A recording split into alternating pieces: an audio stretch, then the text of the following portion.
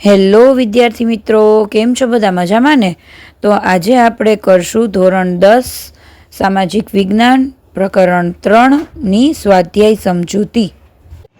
સ્વાધ્યાય પ્રશ્ન નંબર 1. નીચેના પ્રશ્નોના ઉત્તર સવિસ્તાર લખો.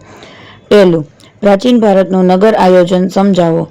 જવાબ: પ્રાચીન ભારતના નગરોના મુખ્ય 3 વિભાગો પડે છે. પહેલું, શાસક અધિકારીઓનો ગઢ. બીજું, અન્ય અધિકારીઓના આવાસો ધરાવતું ઉપલું નગર. અને ત્રીજું, સામાન્ય નગરજનોના આવાસો ધરાવતું નીચલું નગર.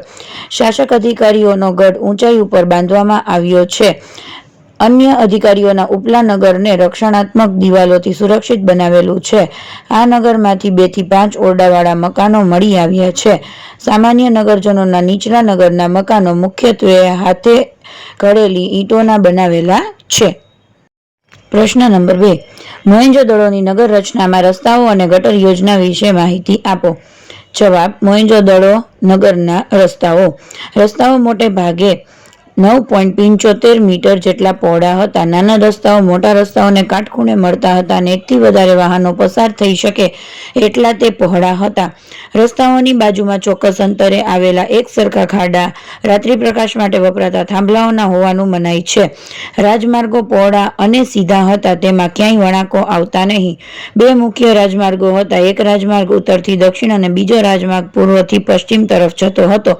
બંને રાજમાર્ગો મધ્યમાં એકબીજાને કાટખૂણે છેદતા હતા. ખરેખર મોહેંજો-દડોના રસ્તાઓ આધુનિક ઢબના અને સુવિધાવાળા હતા. મોહેંજો-દડોની ગટર યોજના.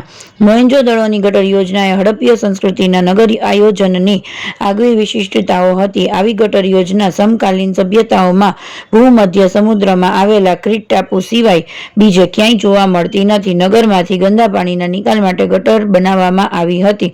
દરેક મકાનમાં ખાળકૂવો હતો. આવી સુવ્યવસ્થિત ગટર યોજના પરથી લાગે છે કે તે સમયે સુધરાઈ જેવી કોઈ કાર્યક્ષમ વ્યવસ્થા હશે. તેથી કહી શકાય કે તેઓ સ્વચ્છતા તેમજ આરોગ્યના ઊંચા ખ્યાલો ધરાવતા હશે. પ્રશ્ન નંબર 3. ગુજરાતની ગુફાઓ વિશે માહિતી આપો. ગુજરાતમાં નીચેની ગુફાઓ આવેલી છે. જૂનાગઢ ગુફાઓ. જૂનાગઢમાં 3 ગુફા સમૂહ આવેલા છે. પહેલું, બાવા પ્યારાનો ગુફા સમૂહ. આ ગુફાઓ બાવા પ્યારાના મઠ પાસે આવેલી છે. તે 3 હારમાં અને પરસ્પર કાટખૂણે જોડતી પથરાયેલી છે. પહેલી હારમાં 4, બીજી હારમાં 7 અને ત્રીજી હારમાં 5 મળી કુલ 16 ગુફાઓ છે. તે ઈસવીસનની આરંભની સદી દરમિયાન કંડારાયેલી હોવાની શક્યતા છે. બીજું, ઉપરકોટની ગુફાઓ. આ ગુફાઓ 2 માળની છે. ઉપરના માળ પર જવા માટે પગથિયા છે. તે ઈસવીસન 2જી સદીના ઉત્તરાર્ધથી 4થી સદીના પૂર્વાર્ધ સુધીમાં કંડારેલી હોવાનું મનાય છે. ત્રીજું, ખાપરા કોડિયાની ગુફાઓ અને કુંડ ઉપરની ગુફાઓ. આ ગુફાઓ માજલાવાળી હશે તેમ અહીંથી મળેલા અવશેષો પરથી કહી શકાય. આ ગુફાઓને નુકસાન થયેલ છે. અહીં કુલ 20 સ્તંભ છે અને આ ગુફાઓએ ઈસવીસન 3જી સદીમાં કંડારેલી હોવાની શક્યતા છે. ખંભાલીડા ગુફાઓ. તે ઈસવીસન 1959માં શોધાયેલી આ ગુફાઓ રાજકોટથી 70 કિલોમીટર દૂર ગોંડલ પાસે ખંભાલીડામાં આવેલી છે. તેમાં 3 ગુફાઓ નોંધપાત્ર છે. વચ્ચેની ગુફામાં સ્તૂપયુક્ત ચૈત્યગૃહ, પ્રવેશ માર્ગની બંને બાજુ વૃક્ષને આશ્રયે ઉભેલા બોધિસત્વ અને કેટલાક ઉપાસકોની મોટી આકૃતિઓ ઈસવીસનની 2જી-3જી સદીની છે. તળાજા ગુફાઓ. ભાવનગર જિલ્લામાં શેત્રુંજી નદીના મુખ પાસે તળાજા ડુંગર આવેલ છે. તે તાલધ્વજગીરી તીર્થધામ તરીકે પ્રખ્યાત છે. અહીં પથ્થરો કોતરીને 30 ગુફાઓ બનાવવામાં આવી છે. આ ગુફાઓની સ્થાપત્ય કલામાં વિશાળ દરવાજો મુખ્ય છે. અહીંના અભેલ મંડપ અને ચૈત્યગૃહ સુરક્ષિત અને શિલ્પ સ્થાપત્યની દ્રષ્ટિએ બેનમૂન છે. બૌદ્ધ ધર્મના સ્થાપત્યની આ ગુફાઓ ઈસવીસન 3જી સદીની છે. સાણા ગુફાઓ. આ ગુફાઓ ગીર સોમનાથ જિલ્લાના ઉના તાલુકાના વાંકિયા ગામ પાસે રૂપેણ નદી ઉપરના સાણાના ડુંગરો ઉપર આવેલી છે. અહીં મધપુરાની જેમ 62 જેટલી ગુફાઓ પથરાયેલી છે. ઢાક ગુફાઓ. આ ગુફાઓ રાજકોટ જિલ્લામાં ઉપલેટા તાલુકાના ઢાક ગામમાં ઢંકગીરી નામના પર્વત પર આવેલી છે. તે 4થી સદીના પૂર્વાર્ધની હોવાનું જણાય છે. ઝિંઝુરીઝર. ઢાક ગામની પશ્ચિમે 7 કિલોમીટર દૂર સિદ્ધસર પાસેની ઝિંઝુરીની ખીણમાં કેટલીક બૌદ્ધ ગુફાઓ આવેલી છે તે ઈસવીસનની 1લી અને 3જી સદીની હોય તેમ મનાય છે. કચ્છની ખાપરા કોડિયાની ગુફાઓ. આ ગુફાઓ કચ્છના લખપત તાલુકામાં જૂના પાટગઢ પાસેના પહાડમાં આ ગુફાઓ આવેલી છે. કુલ 2 ગુફાઓ છે. ઈસવીસન 1967માં શ્રી કે. શાસ્ત્રીએ આ ગુફાઓ શોધી કાઢી હતી. કડિયા ડુંગર ગુફા. ભરૂચ જિલ્લાના ઝઘડિયા તાલુકામાં કડિયા ડુંગર ઉપર 3 ગુફાઓ આવેલી છે. તે બૌદ્ધ ધર્મની પ્રાચીન સ્થાપત્ય કલાનો ઉત્તમ નમૂનો ગણાય છે. આ ગુફાઓ સ્થાપત્યની દ્રષ્ટિએ બેનમૂન છે. અહીં એક જ પથ્થરમાંથી કંડારેલો 11 ફૂટ ઊંચો એક સિંહ સ્તંભ છે. સ્તંભના શિરો ભાગે 2 શરીરવાળી અને 1 મુખવાળી સિંહાકૃતિ છે. મુખ્ય પ્રશ્ન 2. નીચેના પ્રશ્નોના ઉત્તર મુદ્દાસર લખો. પહેલું, ધોળાવીરા વિશે માહિતી આપો. જવાબ. ધોળાવીરા ભુજથી લગભગ 140 કિલોમીટર દૂર ભચાઉ તાલુકાના મોટા રણના ખદીર બેટમાં આવેલું છે. તે હડપ્પા નગરનું સમકાલીન મોટું અને વ્યવસ્થિત નગર છે. ગુજરાત રાજ્યના પુરાતત્વ ખાતાએ અહીંના ટીંબાને સર્વેક્ષણ કર્યું હતું. તે પછી આર્કિયોલોજીકલ સર્વે ઓફ ઇન્ડિયાના અધિકારીઓએ અહીં સંશોધન કર્યું હતું. ત્યાર પછી ઈસવીસન 1990માં પુરાતત્વવિદ રવિન્દ્રસિંહ બિસ્તના માર્ગદર્શન હેઠળ અહીં વિશેષ ખોદકામ કરાયું હતું. ધોળાવીરાના કિલ્લા, મહેલ તેમજ નગરની મુખ્ય દિવાલોને જે સફેદ રંગ કરવામાં આવ્યો હશે તેના અવશેષો મળી આવ્યા છે. નગરની કિલ્લેબંધીની મજબૂત સુરક્ષા વ્યવસ્થિત છે. આ દિવાલ માટી, પથ્થર અને ઈંટોમાંથી બનાવાયેલ છે. અહીંથી પીવાનું પાણી ગળાઈને શુદ્ધ બનીને આવે તેવી વ્યવસ્થા હતી. પાણીના શુદ્ધિકરણની આ વ્યવસ્થા અદ્ભુત છે. આમ ધોળાવીરાની નગર રચના વ્યવસ્થિત અને આયોજનપૂર્વક હોવાનું કહી શકાય. બીજું, લોથલ ભારતનું અગત્યનું બંદર હતું. સમજાવો. જવાબ. લોથલ અમદાવાદ જિલ્લાના ધોળકા તાલુકામાં ભોગાવો અને સાબરમતી નદીઓની વચ્ચેનો પ્રદેશમાં આવેલું છે.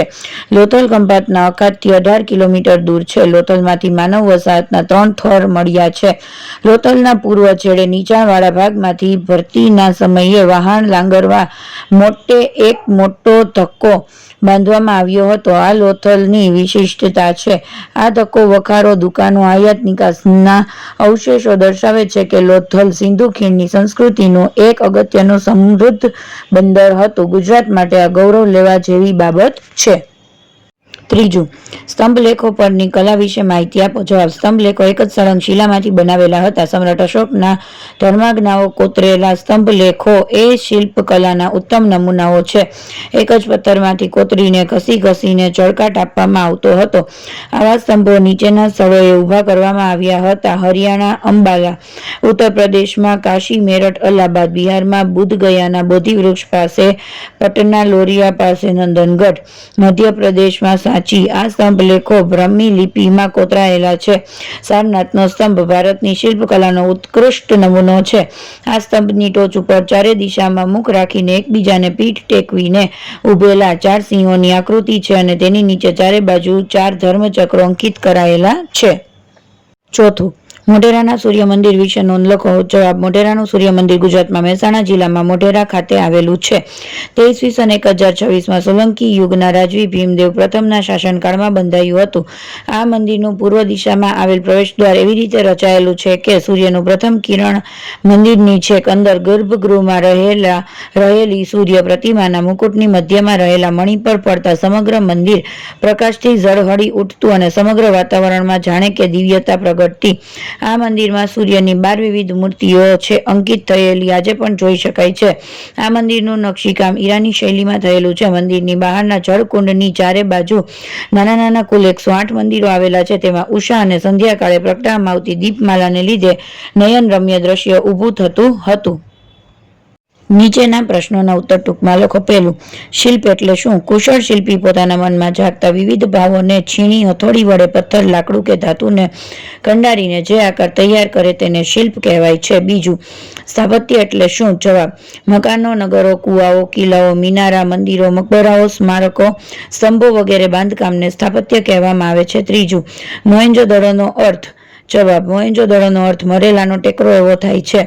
ચોથું, સ્તૂપની સમજૂતી આપો. જવાબ. સ્તૂપ એટલે ભગવાન બુદ્ધના વાળ, દાંત, અસ્થિ, રાખ વગેરે શરીરના અવશેષોને એક પાત્રમાં મૂકી તેના ઉપર બાંધવાની અર્ધગોળાકાર ઇમારત. મુખ્ય પ્રશ્ન 4. નીચેના દરેક પ્રશ્નની નીચે આપેલ વિકલ્પોમાંથી સાચો વિકલ્પ પસંદ કરી ઉત્તર લખો. પહેલું, સંસ્કૃત ભાષામાં સ્થાપત્ય માટે બીજો કયો શબ્દ વપરાય છે? જવાબ. એ. વાસ્તુ. બીજું, લોથલમાં વહાણ લંગારવા માટે શું બાંધવામાં આવતું હતું? જવાબ સી, ધક્કો. ત્રીજું, સ્તંભ લેખો કઈ લિપિમાં કોતરાયેલા છે? જવાબ બી, બ્રાહ્મી. ચોથું, ગુજરાતના ખાલી જગ્યા ખાતે સૂર્ય મંદિર આવેલું છે? જવાબ એ, મોઢેરા. પાંચમું, અમદાવાદમાં 3 દરવાજાની નજીક કઈ મસ્જિદ આવેલી છે? જવાબ એ, જામા મસ્જિદ.